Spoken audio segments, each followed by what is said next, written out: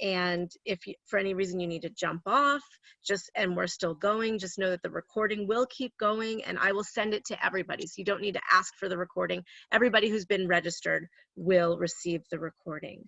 We'll go about an hour. If if there's a lot going on, we might go a little bit over. And like I said, feel free to hop off if you need to, and I'll send you that recording. Heather, who I'll tell you more about in a moment, really wants this to be a conversation, answering a lot of your questions, helping with some of the fears that you might have when you get that situation. If you're working, if you're offering services and education as a home funeral guide, what do I do in these crazy situations? So we're really here to talk through those things.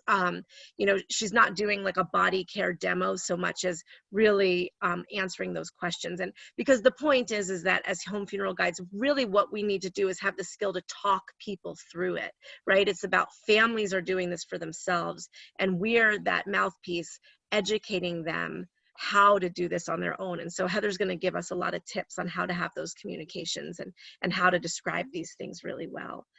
So please don't, you can either type your questions in the chat bar, and Sarah Jane will be paying attention to those and helping us to triage those in, or you can just say, hey, call on me, I have a question, if you'd rather speak your question, and then we'll call on you as well. And then let's see, what else do I need to say about that? That's pretty much it. Heather, so lucky to have Heather here. She has been involved in the natural death care world since 1980. She's cared for the dead and has taught the skills of natural death caring.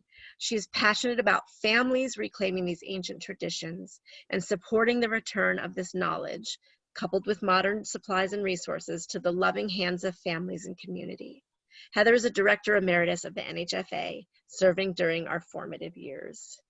And I'm so glad to have her. Heather's who I call when I've got a question that I can't answer or things like that. I just know that she's available, that she really has the approach of family first, which is what I think is so important, as from the NHFA perspective, is that we're really focusing on families and how do we make this process easier for families. So thank you so much. And we have been talking about doing this webinar for over a year, Heather and I, and her teaching schedule has been so full, and then the world went crazy. And so now finally, it was only because the world went crazy that we have Heather's schedule opened up enough to have space for us. So thanks, Heather, so much for being here. And I will hand it over to you, and you can, talk for a little while, and then when you're ready to start taking questions, we'll make that happen.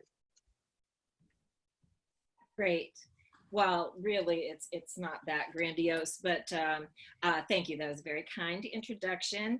And yeah, I'm so excited about this because we have been talking about it for a year, but it's just that really wanting families to feel empowered to take on home funeral under any circumstance, if that's what they want to do. So I'm really happy to be here, and I'm glad that so many people want to support this in their communities. And I just want everyone to feel more comfortable about the process and about the possibilities.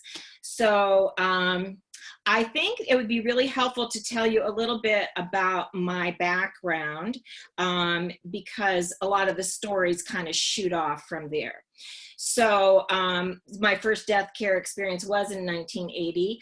I grew up home, as many of you who overlap with the home birth and the home death world. My mom was very progressive. She had all 7 of us at home, natural childbirth, because she had gone to Yale in the 40s and got her master's in nursing and did a maternity rotation and was like, that's not happening for me. I'm going to have my husband present, and I don't want drugs, and I want to be awake for the process. And so she studied natural childbirth and pursued that with the first birth midwifery association in New York City. And then they moved to Cape Cod, and she just talked a couple of local physicians into coming in to the house and helping out. And so she also had the experience while she was getting her master's in nursing of learning death care, because in the 40s they used to teach that to the nurses, because it was oftentimes the nurses who did post-death care. Many people were not at that time necessarily going to funeral homes. They were going back to the home, or somebody was going to be making arrangements from whatever institution, whether it was a hospital or wherever the person was. And so this was something that she was familiar with. And coincidentally, her father, my grandfather, who I never got to meet, was a concert violinist at the turn of the last century. And during the pandemic of 1918, he inherited a funeral home.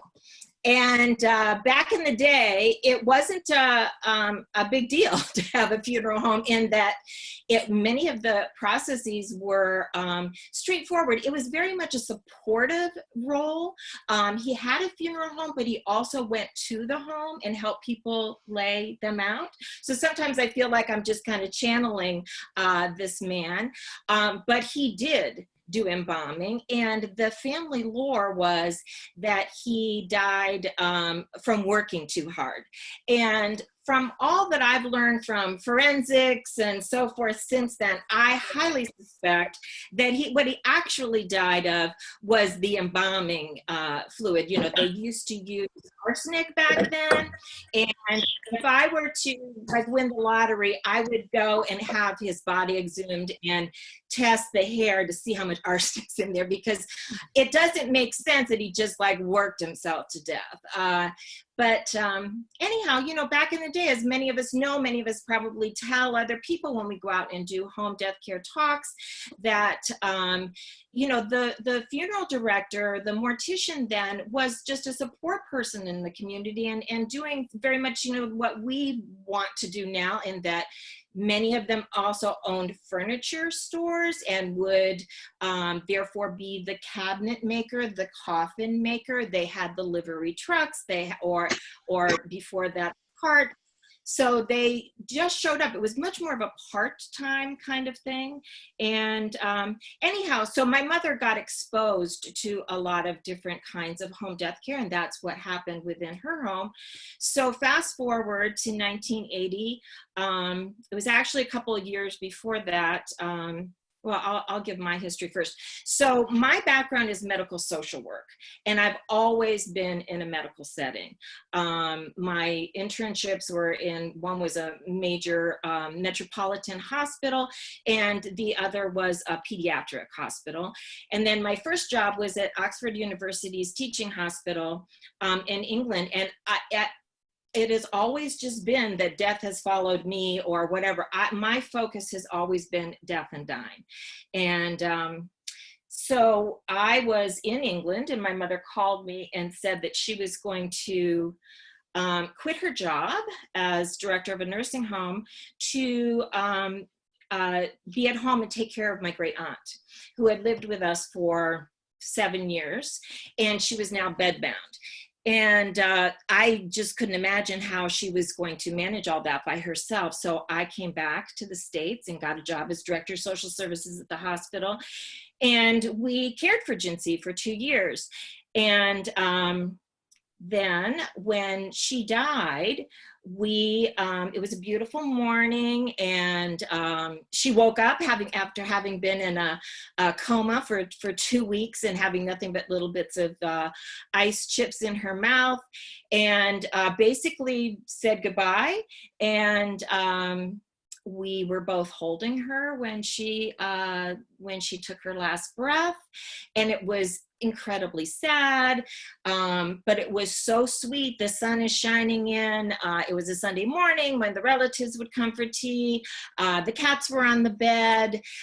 It was bittersweet, but even more sweet to be able to take care of her body, to bathe her, to put her in a fresh nightie and fresh sheets, and have the family come, call family, have them come visit, etc.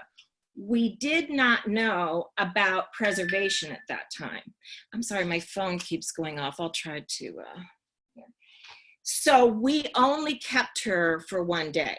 So we didn't have the multiple day situation there. And at the end of the day, at the end of the day, we, I just lost my train of thought, sorry. I was out on the porch with some relatives saying goodbye, and I remember distinctly opening the door and walking in and looking up the stairwell, and there were two strange men coming around the curve of the stairwell with a gurney with her body on it. And for some reason, here I am. I work in hospitals, and I knew, you know, I just didn't know. I didn't know to expect that, and or it did not register that she was leaving, and she would be leaving that night. And I would go into her room, and that bed would be empty. But she was going to be cremated, and that's what we did in our family. And so, and again, we didn't know anything about preservation. That moment was where the trauma was for me, and much more so than her actual death. And it would have been so wonderful to be able to have just had those few days of having her remain in her room and have that time to just assimilate this enormous loss in our lives. So that has stayed with me always. Meanwhile, back at the hospital, I would be the person who would cover the ER. So when there was any death that took place in the hospital, if it was somebody who was, you know, dying naturally or whatever, and they were alone, I would go in and be with them. The whole focus, again, is the good death versus any too much of the after death care. But that also then would include meeting the family, sometimes being the person, because doctors and nurses can be chicken shits about it, who would inform them of a death. If there was a traumatic accident, being called in from home, meeting the family in the ER, but usually first going and cleaning up the person and having to help present them in as reasonable fashion as possible. So I have never had really an issue with bodies. To me, it's just always fascinating. And I had a brother who was a medical examiner, so I got to go on cases with him and see a variety of different things. Also, when we had stillborns, I would take the babies and handprint, footprint, cut a lock of hair if there was hair, wrap them, cover any disfigurement, and encourage mom to hold them. This is way before cuddle cots and all of that sort of thing came to be. And so that was my background in feeling comfortable, I guess, with bodies, and wanting to make that it was really more and more about the patient, the good death for the patient, soothing the transition and the shock for families as they were coming in to the home. Then I became director of, administrator for a visiting nurse service and hospice. And so more of the longer term home dying, and but again, the focus was always really on pre-death. I was also aware in the hospital that in one state, I lived in Amish community, that the buggies would come to the back of the hospital and they would wrap up a body and take them home with them. And out in New Mexico, I lived in Santa Fe for 12 years, Native Americans would come and put the person in the back of a pickup truck and go on. And I knew it was legal, and I knew that it happened, but I didn't know all of the particulars of how that happened. So I after that experience with Jinsey, I guess we should fast forward to 2007, and my mother died. And so we kids, you know, got together a year or so ahead of time and felt, you know, talked about what we were going to do. And it's like, wow, you know, we can't send her to a funeral, but what do we want to do disposition wise, et cetera, et cetera. And at that point in time, my brother, who was the medical examiner, had walked into the home of a man from his men's group, and apparently he had just dropped dead, and the EMTs were, or somebody was coming, and I don't remember if it's EMTs or a funeral home, and he just stopped the wife and said, "Is this what you want?" And I remember him telling that story clearly, of literally using bags of ice and calling all the men from the men's group, and having him there. So, and it turned out to be a wonderful multi-day, you know, kind of situation. So we really figured that we could figure this out. And we would just, we would just somehow sort it out. So Mom happened to die 2 days before Thanksgiving, and she was going to be cremated. Another long story. There was going to be the potential of a green burial that didn't work out. So at that time, the crematory was not open until, you know, there's 48-hour wait time, and then it would be Thanksgiving, but the crematory was going to be closed from Thanksgiving until the following Monday. So I thought, oh my goodness, we're really going to have a potential situation here. And because it ended up being 6 days. And you know what? She was just fine. In fact, she was a little too cold because we used dry ice. And so she was kind of like a little frozen popsicle, but she was completely fine in terms of being preserved and there not being any sort of an issue with decomp, even though we did have her for so long. And as it turned out, we needed every single hour and every single day, and that we all have different spiritual orientations. We all have our own relationship with her and one another, and learning that new relationship with your loved one and being able to experience kind of playing with that outside of their body. And I just remember in the first few days walking into that room and just being, you know, wouldn't have been at least a bit surprised if she just started breathing, because she just looked like herself. And we came up with so many things spontaneously. We had no idea were going to happen. And I won't tell you all of those because that'll really take the whole time. But so anyhow, I came home from that experience and was like, oh my God, I have to tell the whole world about this. Because as a social worker, I really, you know, again, that whole focus on bereavement and it all ended kind of like at the death.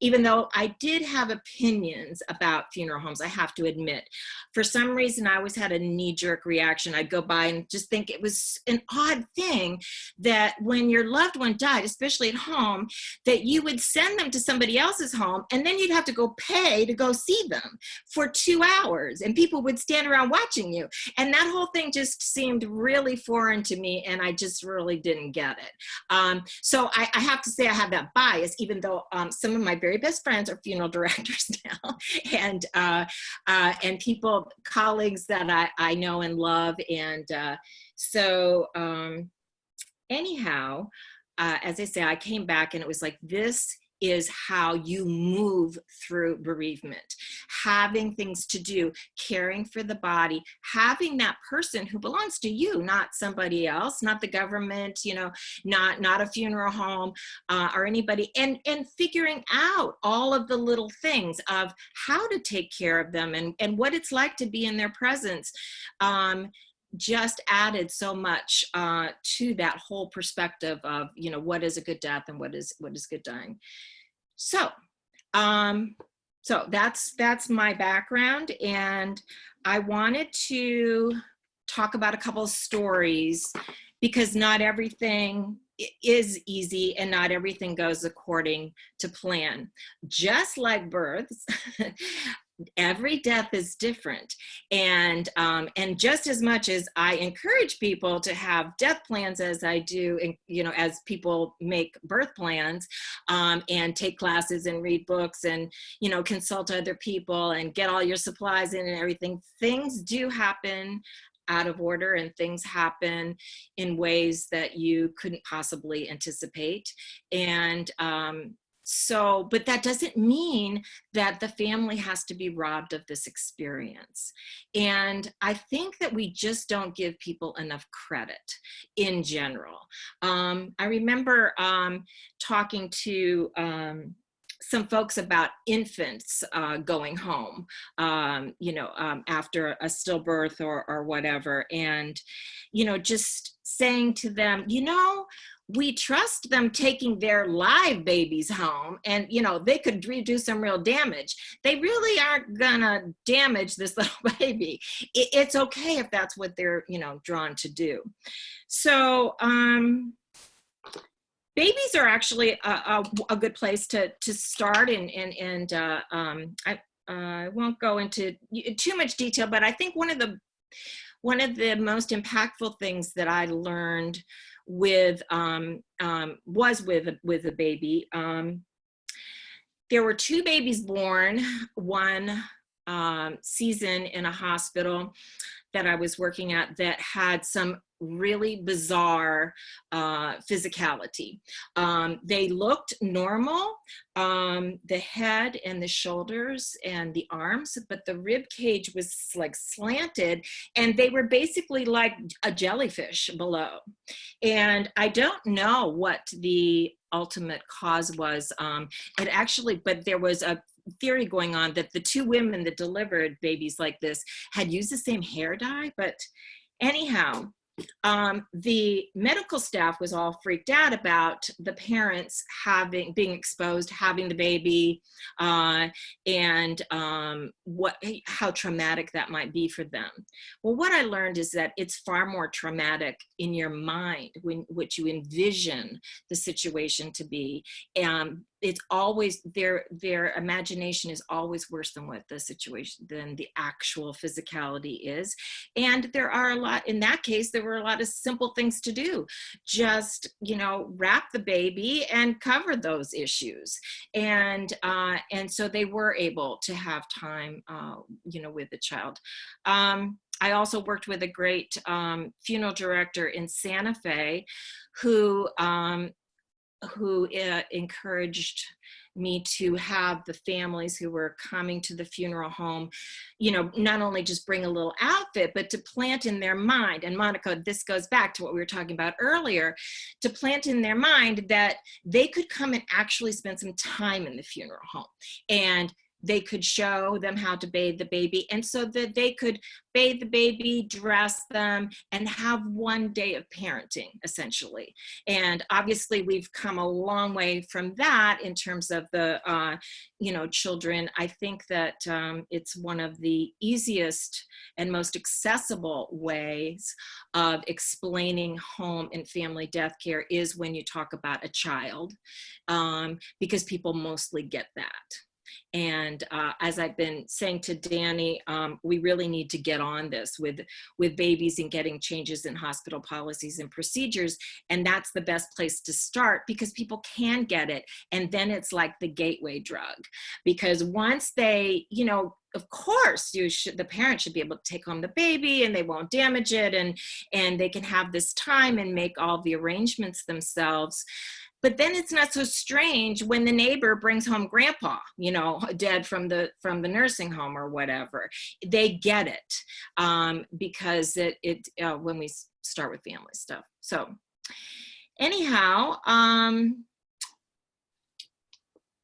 So let's pause there for a second, Heather. So I have a thought. Why don't we talk a little bit more about babies and just some specifics? So, you know, there are some things that make caring for babies on our own different. There's things that, you know, babies' bodies do more quickly and issues with the skin. So I wonder if you could just talk for a little bit, You know, what are the things that we need to do differently or be prepared for when dealing with babies, as opposed to dealing with, you know, fully formed adults, you know, when they've died. So, you know, talking about skin slippage and things like that. What are some considerations when caring with babies, just from a practical perspective, that we should be thinking about and preparing families for when we're counseling them to take their babies home from the hospital or to keep them home?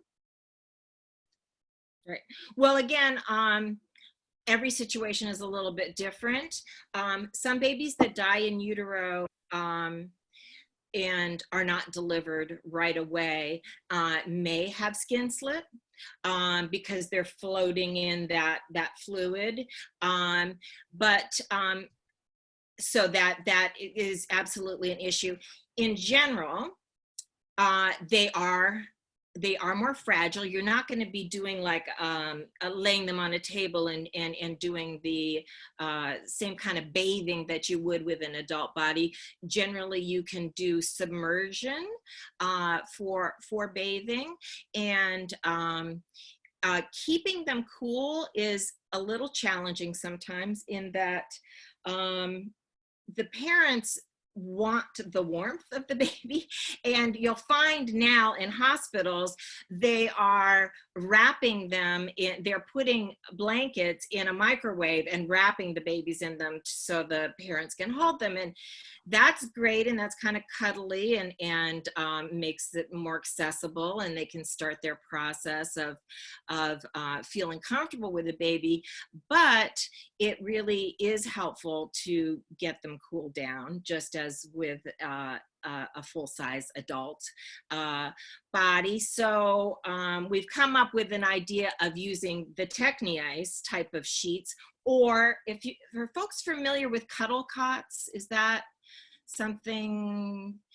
Hospitals, actually, they kind of drive me crazy. I'll talk about cuddle cots for a minute.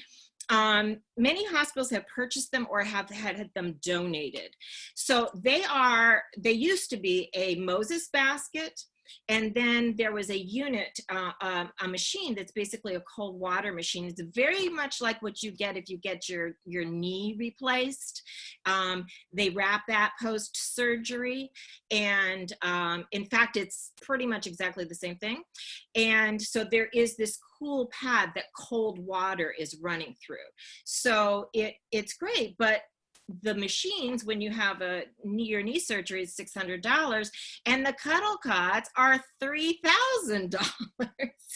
And you can take any old Moses basket, and you could take one, if somebody's got one of those machines in their garage, as we do from a knee surgery, you could utilize those pads in the same way. But guess what? You can take a sheet of techniice that costs $5, and it does the same thing. So, but in a hospital setting, this makes them more comfortable that they have this unit that they can wheel into the room, so that the baby, if the parents want to, the baby can be in this little bassinet when they're not holding them and stay cold. Now, in England, they send these units home. In fact, that's where they're made. But I really have not heard of that here in the States, because not that many people are offered the opportunity to take their babies home. But again, it's really not necessary to send this big old piece of equipment home when you can make do with techniice. You don't want to use dry ice on an infant. They're much too fragile for that, and they would freeze solid. So that is definitely something you don't want to do. What is a skin slip? Okay, it's not as that is when the moisture in the area, or it's also that also happens with decomp, and you know, Monica, feel free to jump in if you want, if you have a more succinct way of describing it. But it's kind of what it sounds like. The skin will come off like on the hand, almost like a glove. I can you know, help you it's just a layer that peels off. Yes, yeah, Monica. I can help you with that. Great. Is that Jim? Skin slip? Yeah. Skin slip is Bates, what happens, yeah. Mr. Bates, what happens to the body as one of the first steps of decomposition. And so as the body begins to decompose, the skin itself, the epithelial layers will begin to separate. Much like when you have a blister and that skin kind of starts to separate, that's what happens to our skin after we die. Infants begin the skin slip process much faster and at a much more rapid rate than an adult. Their skin is so fragile that it almost begins in the womb. If there's a stillbirth, it already has begun in the womb. So that skin will just come right off and it'll peel right off like a glove. Okay, like, does that answer your question? Is it just one layer coming off, or is it like all of them coming off? It's several layers, and it happens in steps. So as the body continues down the path of decomposition, more and more of that skin will separate. Now, you're not going to see muscle tissue. What you're going to see is, like, if you ever had a burn and that skin peels off and there's a fresh skin underneath, that's what's underneath skin slip. Once they lose that first layer, it just comes off kind of like a peel. Okay, thank you.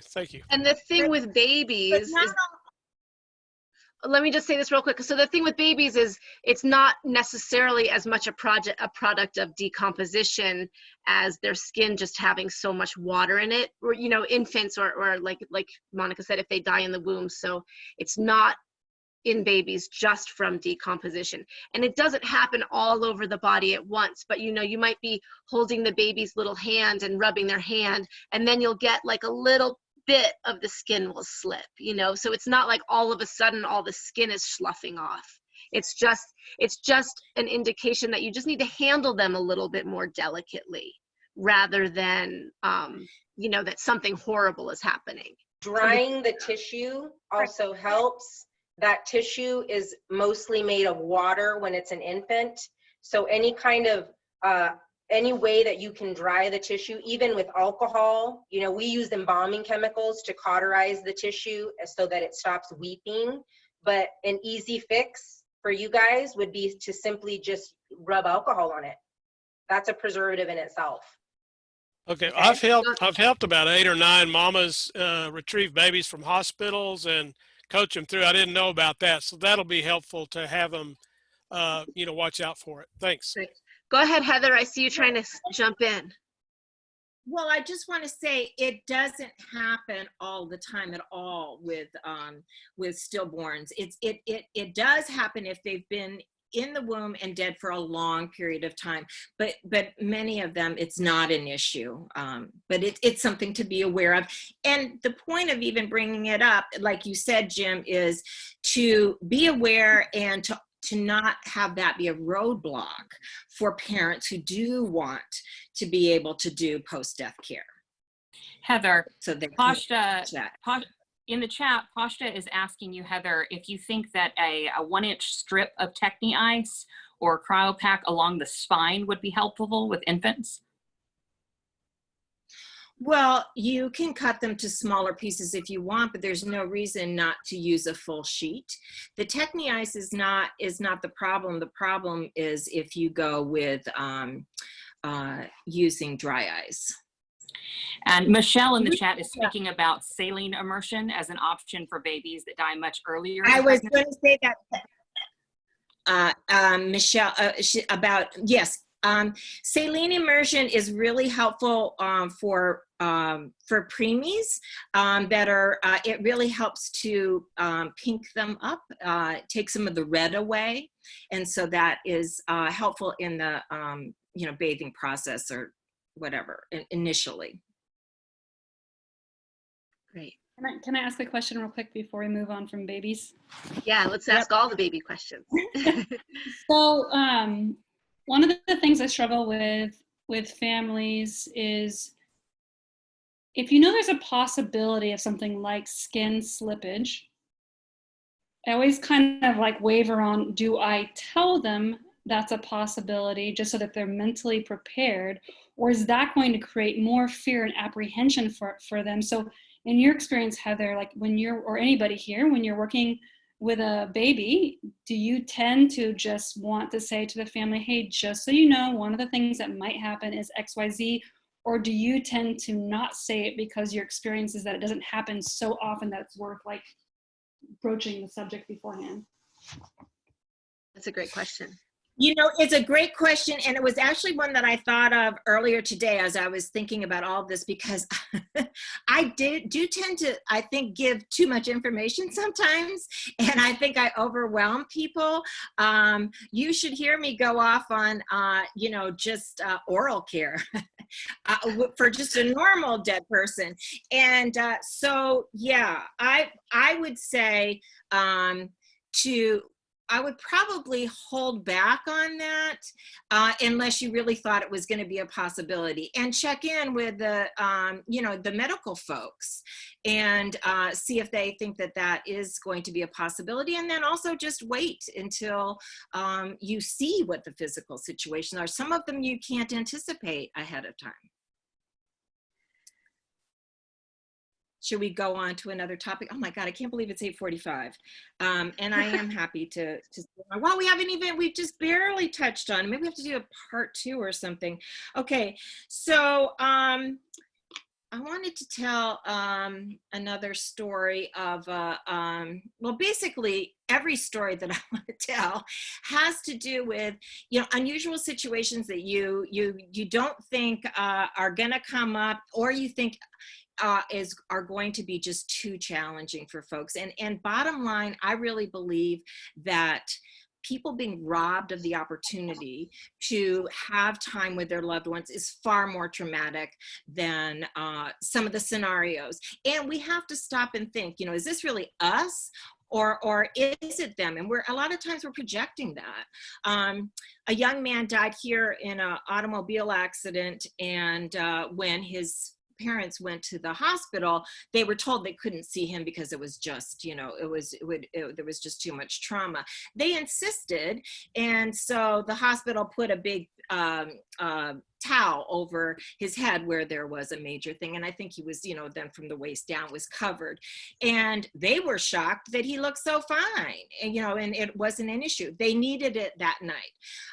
Because there was trauma involved, he did need to go to a medical examiner, and because it's automatically a case for medical examiners when there is a sudden death of anybody under the age of 60. So then the next big concern was, will he have an autopsy? And the family really didn't want that. And they really, really, really wanted to bring him home. They had only heard of it, the whole concept of home death care and green burial, and they were quite determined that was something that they wanted to do. So we called the medical examiner and you know, said, okay, it's pretty clear how he died. You know, there was a mark on his chest, which we didn't see till later, but anyhow, you know, it looked like a bunch of roses, but it was the steering wheel. And so we explained that there was going to be a home death care situation, and that the family would respectfully like to request that an autopsy not be conducted unless it was absolutely necessary. And she went along with it. She, you know, she did her examination, and she, you know, did the fluids and everything for the toxology. That was a one win for us, but on the negative side, she also held his body for an extra day, and because she was uncomfortable with this whole idea of what was going to go on at home. And it was a holiday, and she just anyhow, she prolonged it for a day. There wasn't going to be people there for an identification, and I reminded her that the parents identified him in the hospital the night of the accident, and that so that had already taken place. But anyhow, in her nervousness, and I find this with hospitals a lot, people who are in a position of authority immediately go to that checklist. So it's like, well, I can't release a body without a proper identification, and we don't have the proper personnel to do that at the morgue, so they have to wait till Tuesday morning. And so we didn't have much of an option, so we waited. But that gave them the family an opportunity to start making the casket, which was a requirement of hers. So that was that, and it's not a requirement in Massachusetts, but this is something she felt strongly about, that you had to have a casket if the family was going to be taking them away out of the facility, and that it had to be a covered vehicle. And in fact, we don't have that law. We definitely have that law for funeral directors, that they can't go around with an open vehicle like a pickup truck or something, but we don't have it for families. And anyhow, they did take a van and so forth. And it was a real learning experience for the medical examiner's office. They, drove up, two brothers, a brother-in-law, the father, to pick up their boy. And they had never seen that before. And the guys were crying as they took him out and put him into the box and saw the family go off. But anyhow, so back at the homestead, the women of the village have gathered, and we had no idea exactly what the condition his body was going to be in. And so and the other thing I didn't anticipate is that 25 people were going to be in the room. I'm used to, nice, intimate, 4 or 5 people, maybe you call in a few others to move the body out or whatever. And I kept looking around and thinking people were going to leave. So I unzipped the bag to take a look, because I didn't want to shock anybody, and also just to get a sense of what the situation was. And so I covered his genitals and his face, and then exposed the body. And he did have, a compound fracture, and he did have the large bloom on his chest, and his on one arm, it kind of looked like there was a football underneath the skin. And he was covered head to toe with glass and leaves. And so it actually took 5 women, with a couple of them switching out, and then all of these helpers, bringing water and washcloths and bandages, etc., 5 hours to do his to clean his body. But it was his mother was ultimately crying and just glowing in the process of being able to restore himself. And again, Monica, in that natural state, he had a massive gash on the head. So I worked on his head, and I was so grateful for Margie Henderson's hair washing tips from the NHFA conference in Chicago in 2000, I don't know what, 9 or something, 10, I don't know when we were in Chicago. Anyhow, Margie taught us the really neat trick of using the garbage bag. Has everybody seen that? Because I think it's now a lot of people use it, though they don't give Margie credit for it. She developed it when her partner was bedbound and before death, actually. But anyhow, you have this well around the neck. And so by pouring water and shampooing and flushing out everything from the head, and there's always a lot of blood with any kind of a head wound, it goes into this, it just kind of magically made it disappear by having the garbage bag going down into a bin, I'm trying to say, a bucket, whatever. It was a wastebasket. But it was, the blood, it was a lot, but it wasn't obvious because it was just being all flushed out for them. So, and it wasn't something transparent, and it, like a big pile of bloody washcloths or something like that. So that was a really helpful thing. And it was amazing that whole gash could get brought together with, I used butterfly bandages, and it was fine. So there was, it was an enormous amount of work, but they were able to do it, and to be able to have him there in their own home for that period of time made all the difference, to them. So there's that story. There's more angles of it. Does anybody want to talk about that? Yeah, so, I think some questions that are going to come up first, common, just, what are you doing with those open wounds, especially if you're keeping the body, or wanting to keep the body home for a few days without, embalming and things like that. Are you using ice? Are you gluing things closed? How are you treating specifically those wounded areas of the body, differently than we handle, just regular old dead folks?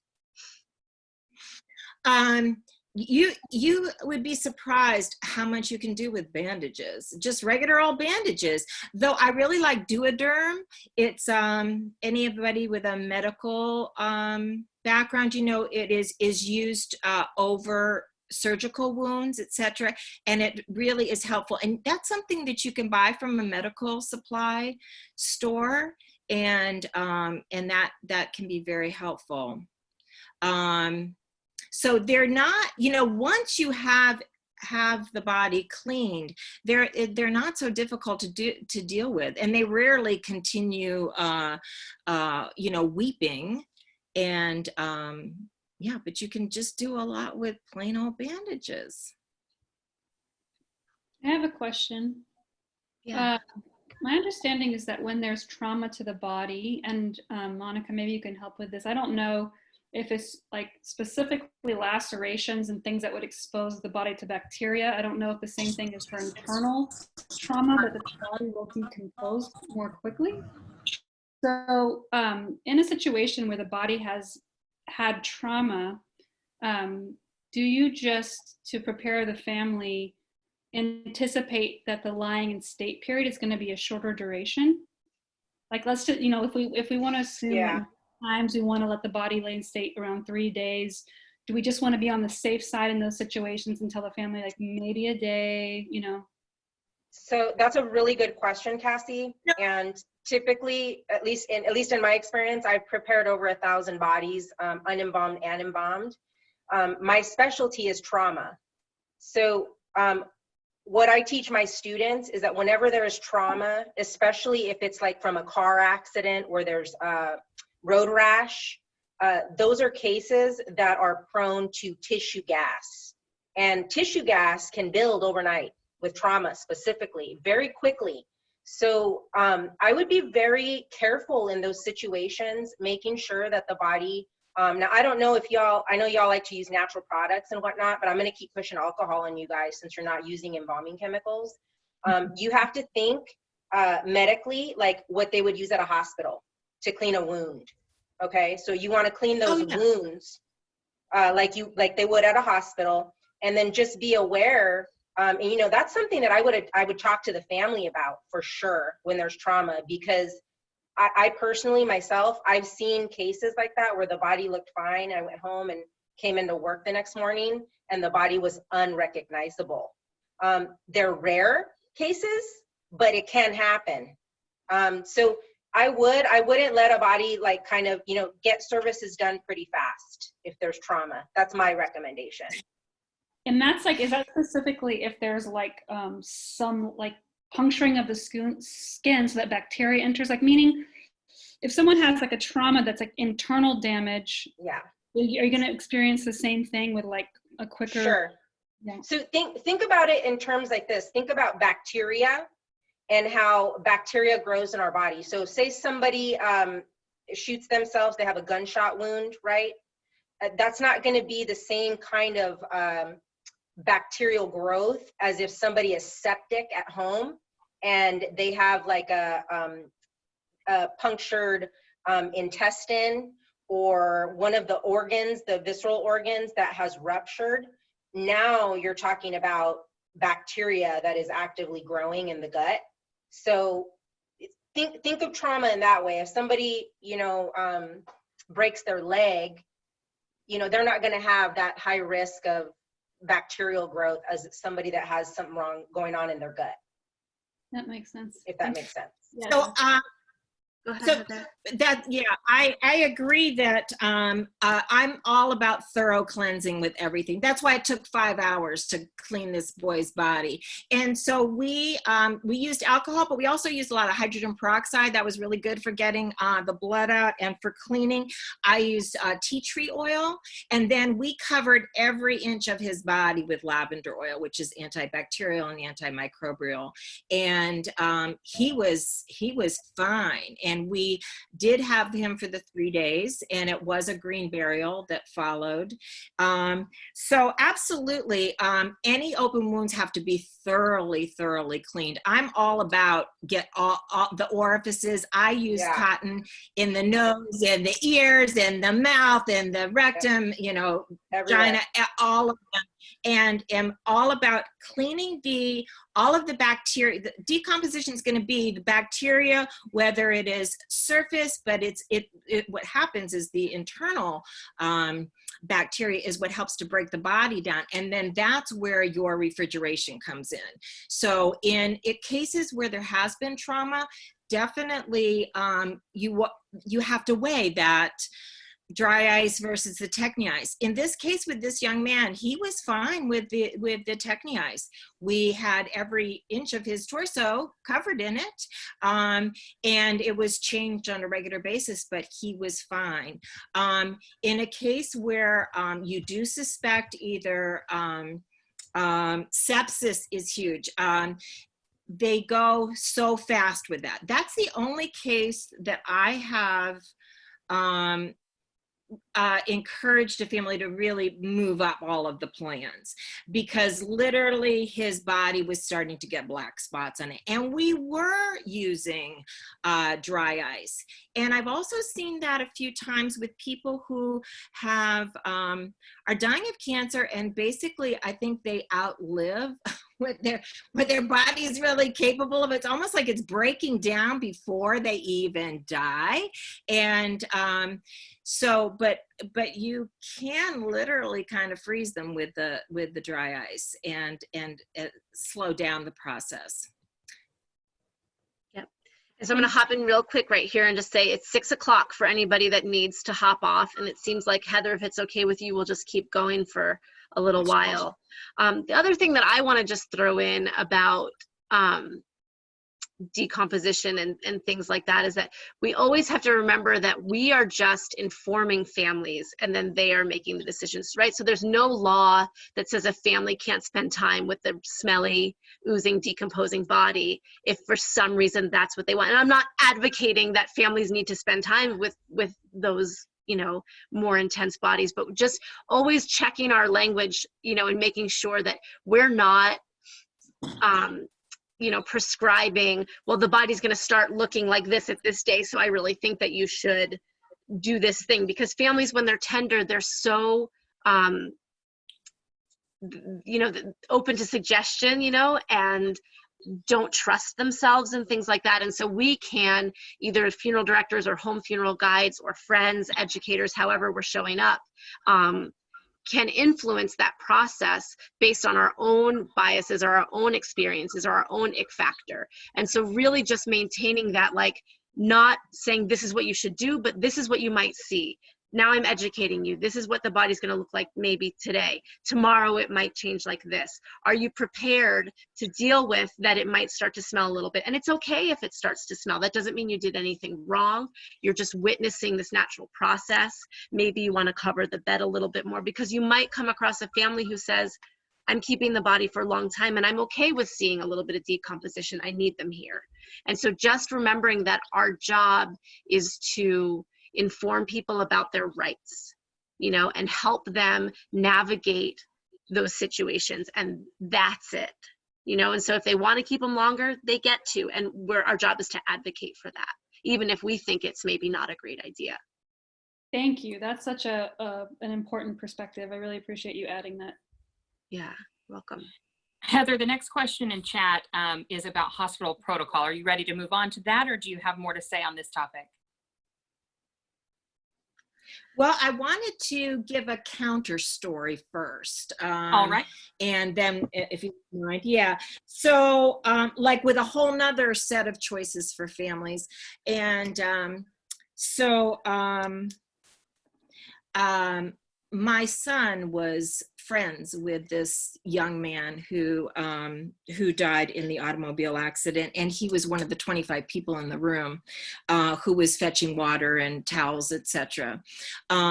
So while he wasn't physically handling the body, he witnessed that, and he was also present for the 6 days when we had my mother, but he was not involved in any physical care other than lifting her body and putting it into the container and that sort of thing. We got a call from the parent of another friend of his who had died in Arizona at college unexpectedly. And so when we got that call, the question was, how do we get his body out of Arizona and bring him back east? When I informed my son of this, his response was, I'm going. And I said, I don't even know if his mother's going. And he said, I don't care. When somebody you love dies, you go and you take care of your body. And he was just determined that he was going to put himself in charge of the situation with his friend. And ultimately, we all went out to Arizona. And so he had an autopsy. And this is actually a big, long story that I would love to do as a workshop for an NHFA conference at some point with a call and response, because there was a colleague on the ground who was working with getting the body released from the medical examiner after the autopsy and finding a home. Somebody gifted us a home so we could have home death care, and made all of that possible. She had never dealt with any kind of a traumatic situation, and so was a little bit traumatized herself, but anyhow, so it was a really interesting combination of everybody wanting to do different pieces of all of this, but the family wanting to have some time with him. So we were literally gifted a house, and he was delivered in the white cremation container box, and he was in a white body bag. And the family really decided that they did not want to see, and we were going to have them only for 24 hours. They did not want to see any of those incisions. And so we ultimately, they came up with that we, even though we had talked on the airplane about bathing and dressing his body and so forth, and the mom had come prepared with a stack of the kinds of shirts that he wears. It ended up that there was a box of fabric, and in there was a towel. I'm not doing a great job of telling this story tonight because there's so many different details and I want to kind of get to it. But the point is, this child spent his summers on Cape Cod on the beaches, and it was decided that he came into the world naked. He could go out in his birthday suit, and that rather than using all the beautiful fabrics that were around and so forth, we would all put on the polo shirts in different colors, his polo shirts, and took that beach towel and unzipped the bag and just put it from the neck down to his feet. And we had brought some sand from Cape Cod and put that on his feet. And the family was able to have an experience with his body and yet not do what we normally, suggest doing for home death care. And to them, it was absolutely perfect. There were some palms from some trip to the Bahamas with his dad that winter, photographs, etc., that were laid there. And so ultimately, we didn't do hardly any body care at all. My son noticed that his head was bleeding. We put a towel over the top, or some of the incisions were. He cleaned that up without anybody ever seeing it, put a piece of ice underneath it, brought it up a little bit. He looked like his mouth was open a little bit. It looked exactly like how he sleeps. And they got to have that time. We fished out his hand, and it was all covered with, black ink from being the handprints and so forth. So then they did want to engage with his hands. So the hands and the feet and his face, and that's all, and that worked beautifully for them. And his mother said that that was the most meaningful day of his life, even over and above his birth. So there is like a whole nother extreme of this traumatic situation, yet it all was perfect to kind of leave him in that state. There wasn't odor. Again, we were using dry ice. Of course, his internal organs had been sliced and diced, etc., in the autopsy process, but they did not have to expose themselves to that. That's intense. Absolutely. That's So really thank you. intense for families. Except that it wasn't because all they saw was their sweet boy's little head. He really did look exactly how he looked sleeping, which shocked me, Monica, because he was found face down on the couch of the, in the fraternity. And I was really surprised that there wasn't more discoloration or whatever. He actually looked beautiful. The people And from usually what do, they it's just that there's a lot of blood involved. So, once the body's washed of all the blood, I mean, they're themselves, but it's just a lot of blood, when they come from the medical examiner like that. Well, they knew, the medical examiner knew that he was going home. So they washed him well. He did not have, the incisions were good. They were tight.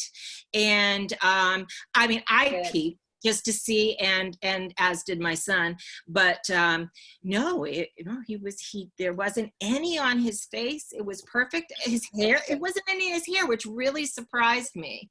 So yeah, that was fortunate. And there again, that communication, it was a really high profile case, and there was a lot of nervousness about it. The family's very well known, and we arrived in the airport and would see his picture with Bill Clinton's arm around him, all over on the TV monitors everywhere we go. And when we went to go get his clothing, the TV people were running down the street with the cameras after. It was, so maybe they took extra care. And yes, sometimes they are, but sometimes medical examiners are, are conscientious, and they are, do help and present and do some cleaning up as well. Yeah.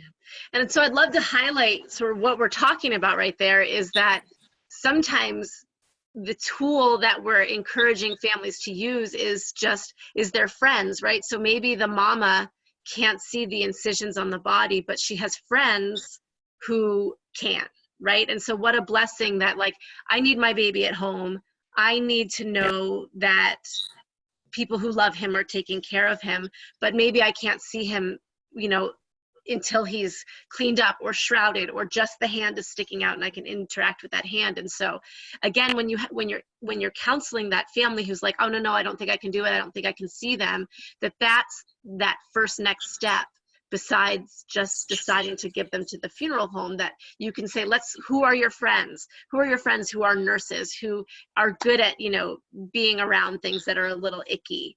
And, I know that in my community, I could be the person that shows up and helps my friends with those harder situations. And so helping people identify who in their community and who in their friend circle or their family is the one that really can see the body before it's looking good enough for the mama to see it, if that mama can't see it. I also think it's just so important to make sure that families are aware that it goes back to, Heather, what you said originally. What they're imagining is almost always worse than what they're going to see. We should never, ever push families to see things. But as a funeral director, I have to get a visual ID before I take a body to a crematory. So I walk families that aren't ready through this all the time, whether someone's been face down on the floor, whether it's an advanced decomp. I mean, these are conversations that I have to have. And with proper preparation, families can be ready for almost anything. Obviously, you never ever want to push somebody past that comfort level, and bringing friends in is such a great thing. But it's just, I think that we can build these things up in our head, whether it's our own ick factor or our own lack of experience with it. And it really does influence the way that we talk about it. And then it's really going to influence the way that families react to it.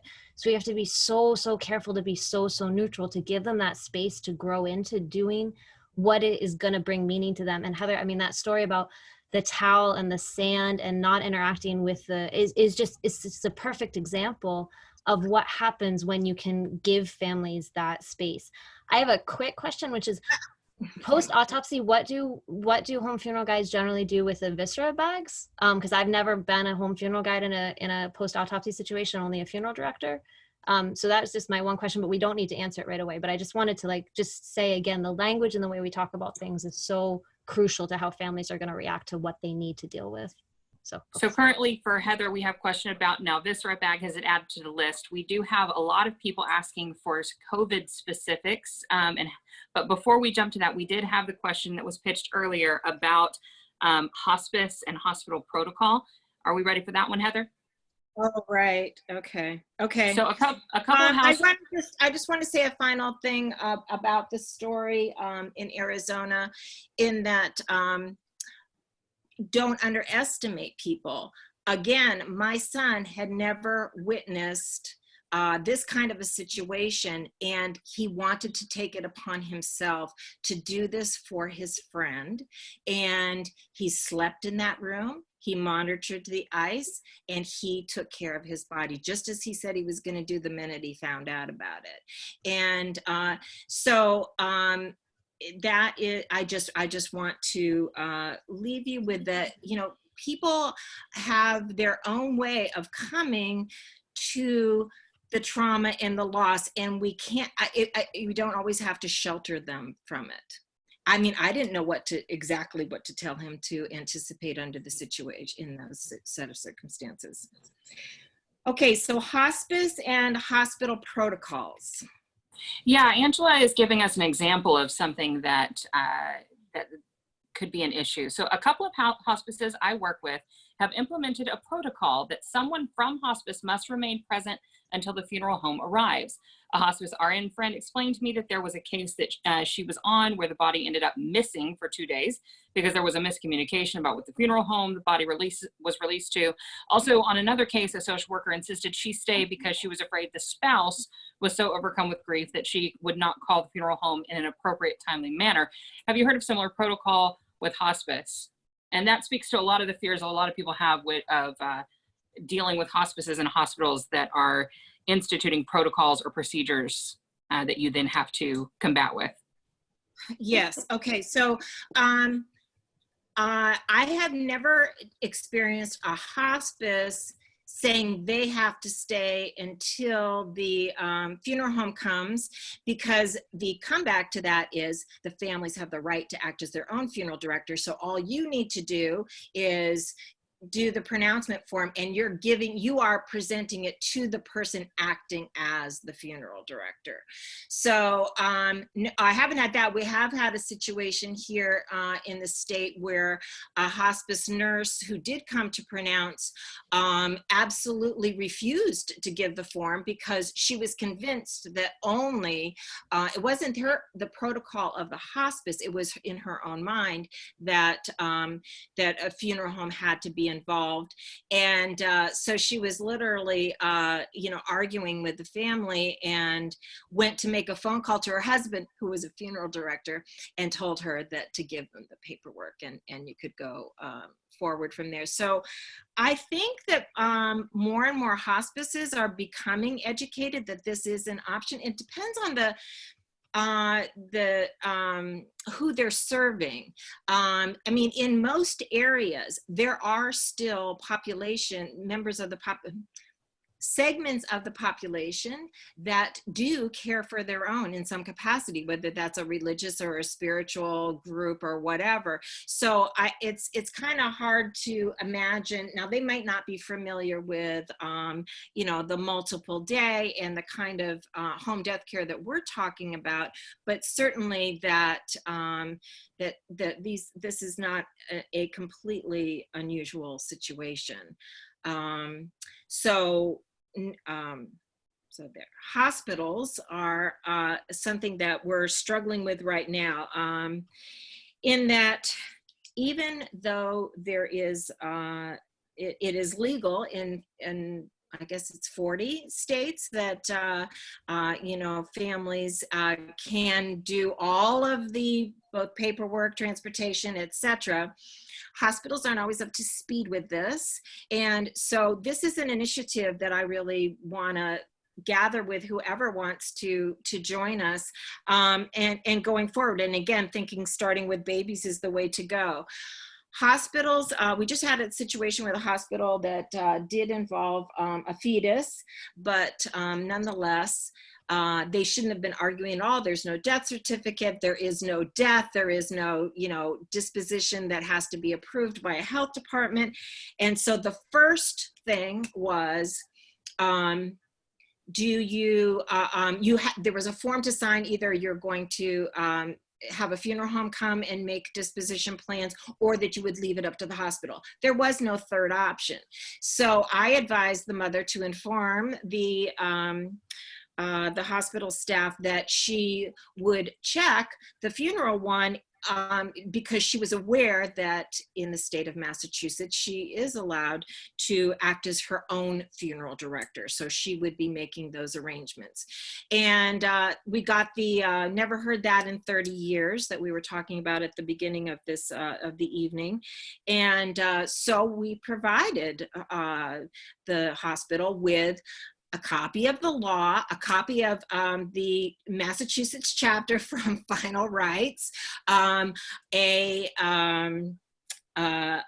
write-up from a workshop on perinatal death and why it's important for families to take care of the remains. And let's see, what else did we, anyhow, so then they backed off on that. Okay, so fine, she can act as her own funeral director, but then we must involve the health department in some capacity. They must approve the final disposition. So it was really their ignorance and just inability to let go of wanting to control the situation. She did prevail, but it took 10 days. So this is an enormous problem, and just because you have the law on your side is not always going to fly.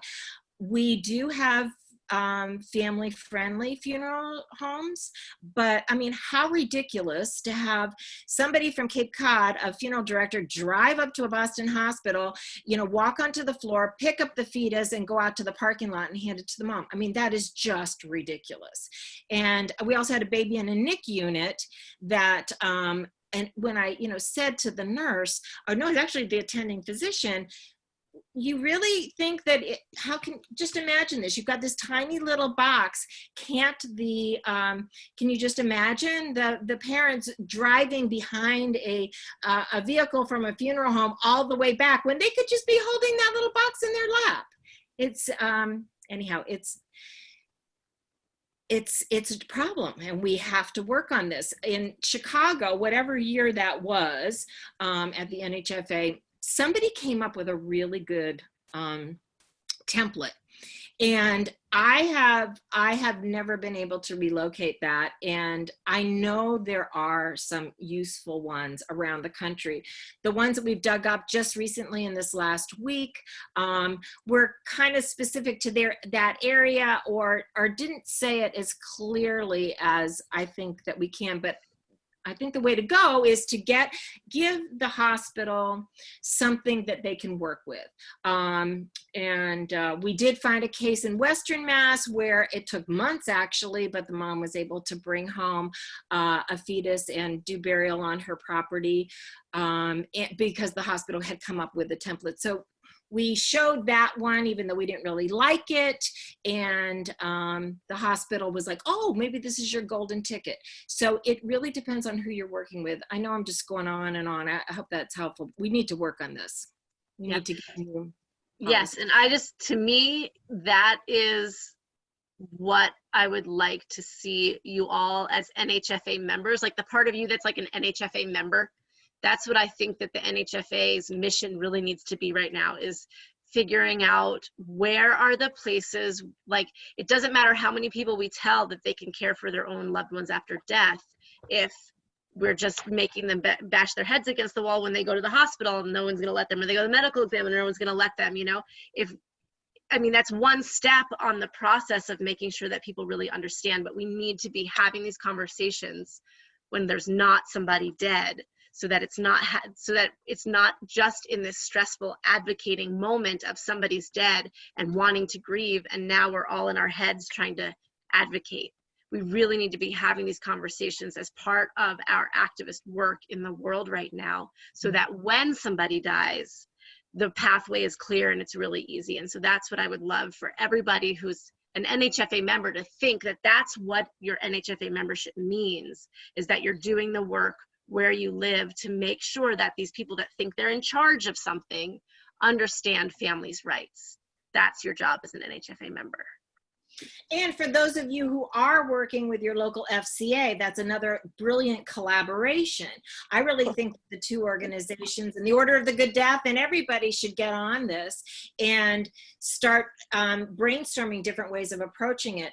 Another thing that I was talking about with this mom was, you know, I feel like we're beating our heads against a wall going hospital by hospital. Maybe we need to go above them. Since they were talking about the Board of Health, our State Department of Health and Human Services actually have instructions online about how to care for your own dead and how to do the electronic death registration, etc., which we also told the hospital.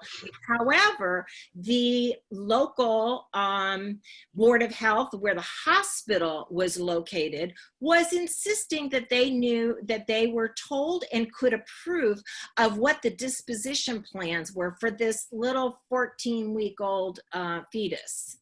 And we ultimately got a local Board of Health person to state that he examined the property and that it was okay and that it wasn't going to be a problem with potable water or whatever. He did that as a favor and we were really lucky.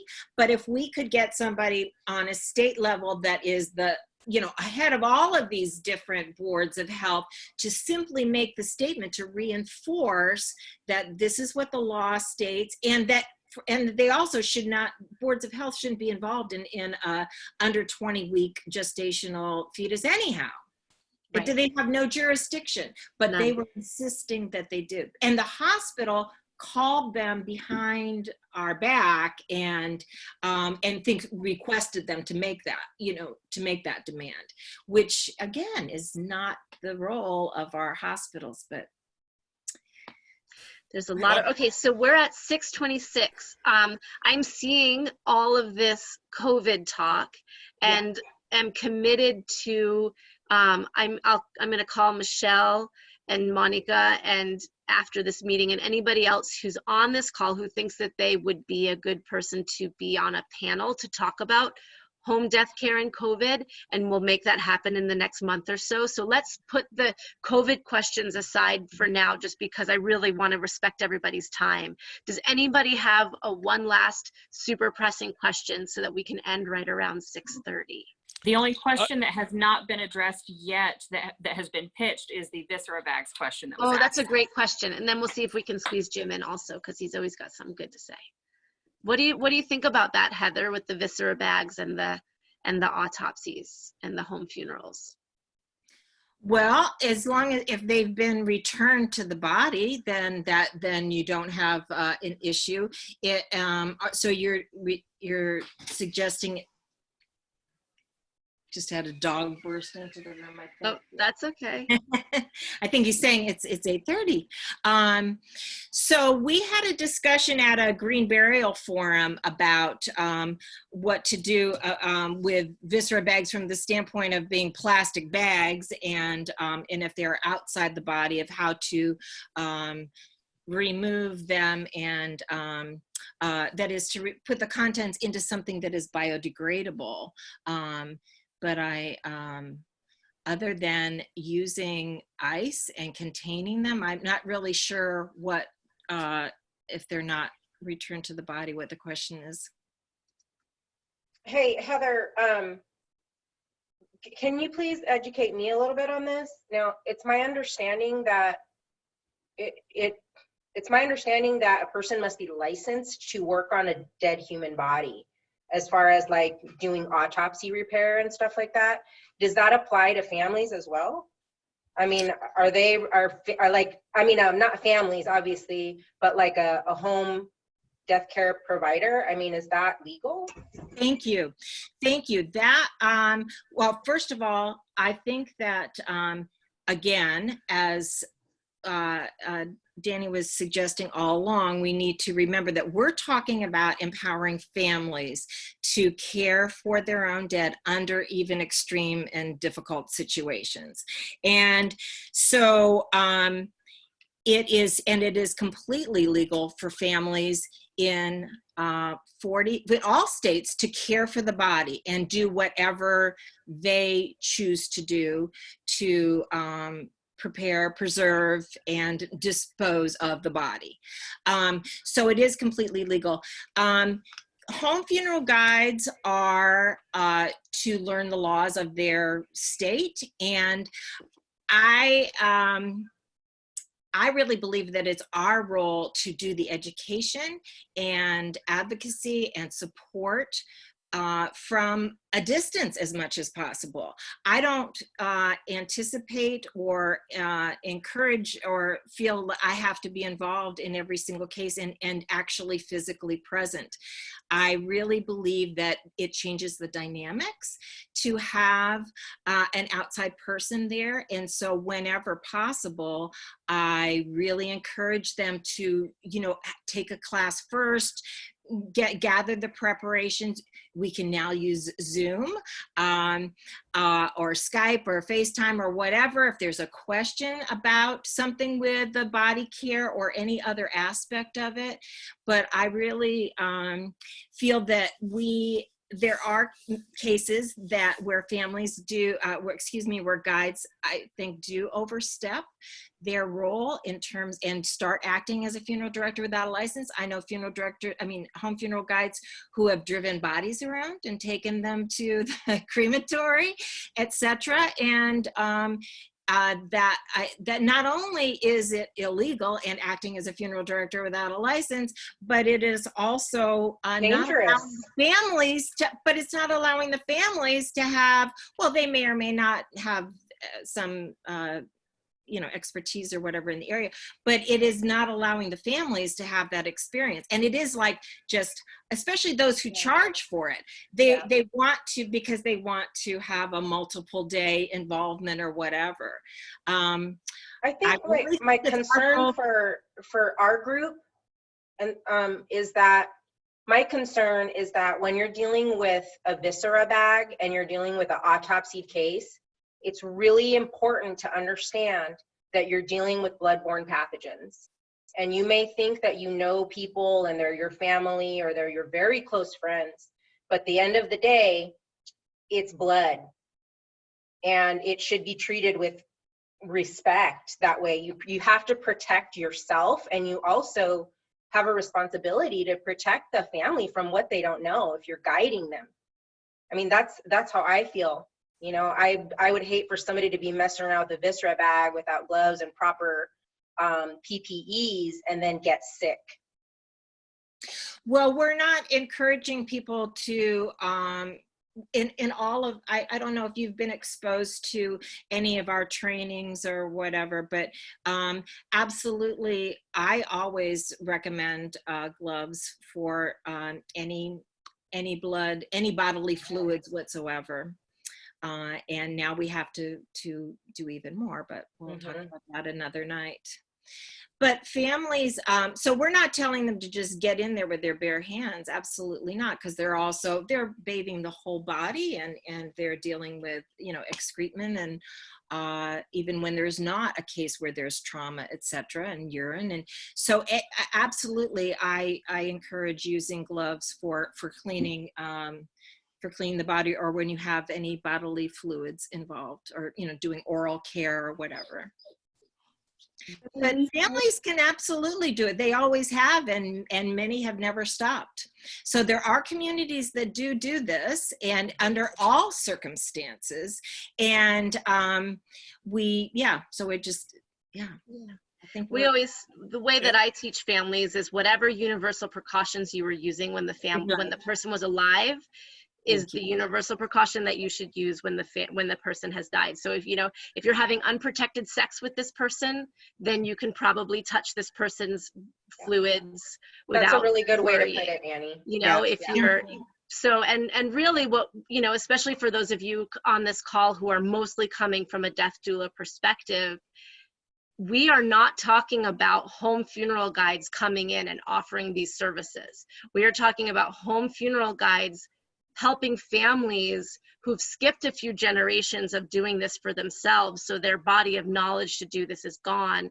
And so this is about me being on a phone call, or me being in the room nodding my head going, yep, you're doing it right, it's good, but I'm not getting paid for that, right? I might get paid to teach a class, for families how to do this stuff.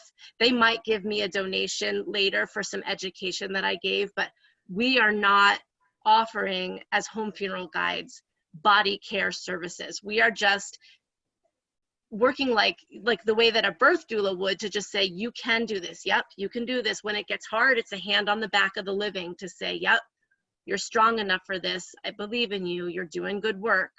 And that's what it should be. And if ever I do put my hands on a body in those situations, it's as a friend, it's as a family member. A lot of those people that were working, we end up becoming so close friends that now we're in the room as part of the family, and then we're not getting paid.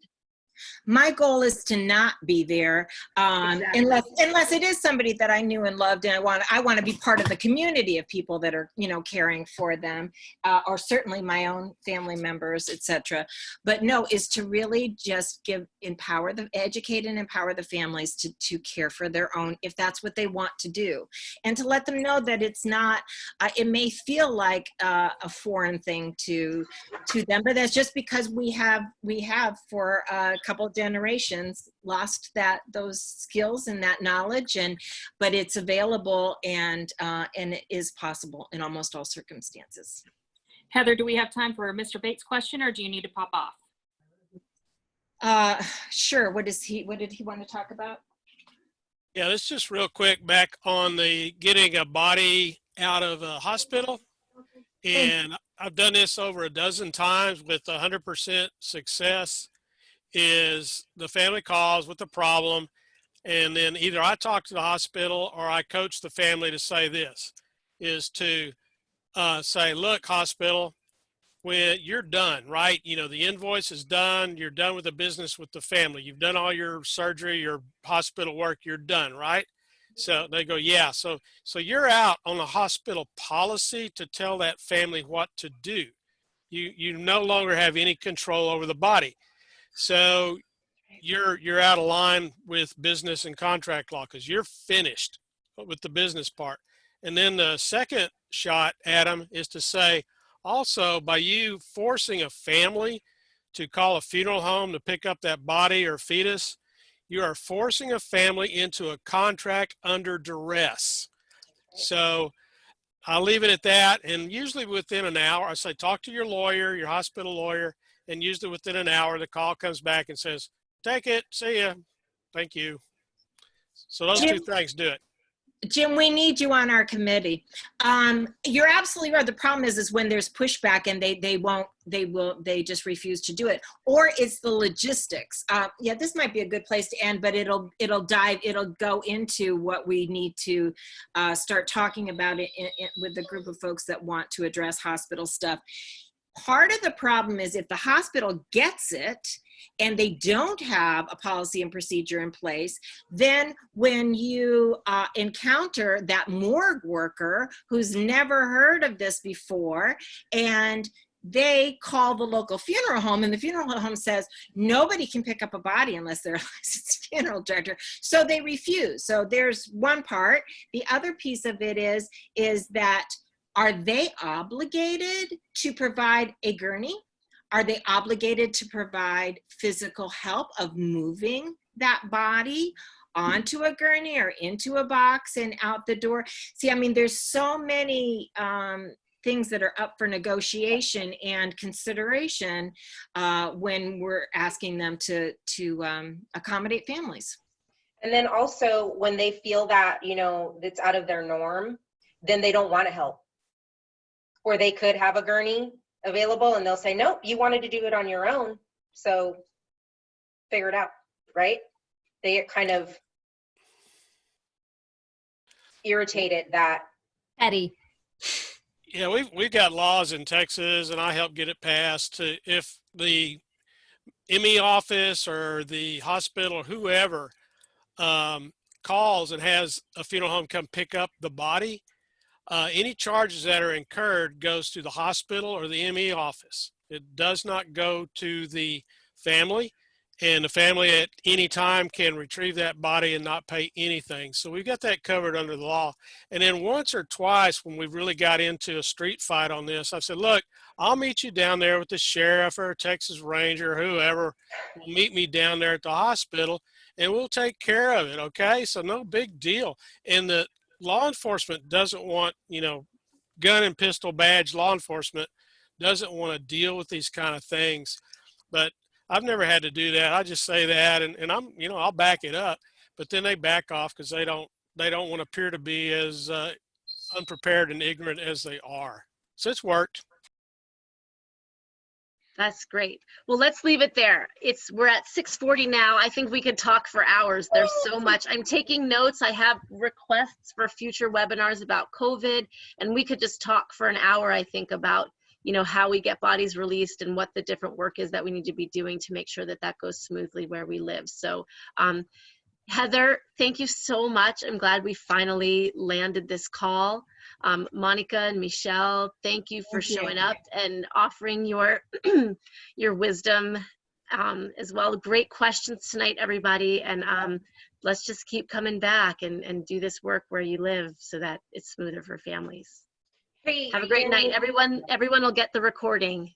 Danny, I'd also like to mention to anyone in our group, as part of, you know, just being a part of our group is so valuable to me. And if there's anybody that needs private consultation, when it revolves around the preparation of the body, please feel free to reach out to me. You can reach out to me on my website. I'm available for any of you. And all you have to do is just use that code NHFA in the consultation link, and I'll know that you're part of our group.